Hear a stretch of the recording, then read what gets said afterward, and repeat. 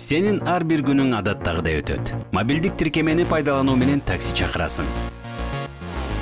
Медициналык мекемелерге баруу менен өз ден соолугуңа кам көрөсүң. Банк картаңды пайдалануу менен үйүңө тамак ашты буйртма менен аласың.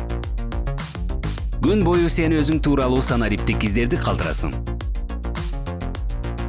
Жеке маалыматтар бул мисалы сенин аты жөнүң, паспорттук, биометрикалык жана медициналык маалыматтар, үй бүлөлүк абалың, социалдык тармактар, телефон номериң жана башкалар. Сен бул маалыматтардын кайда сакталары тууралуу ойлонуп көрдүң беле?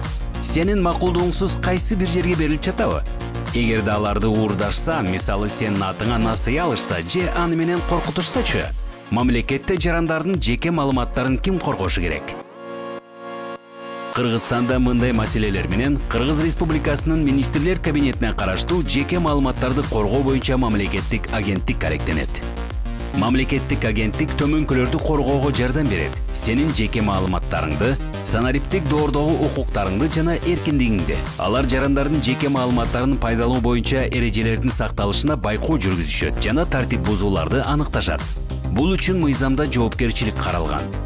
Анткени санариптик доордо жеке маалыматты өзүңө каршы пайдаланыш мүмкүн. Ар бир жарандын жеке маалыматын коргоо агенттиктин башкы артыкчылыгы.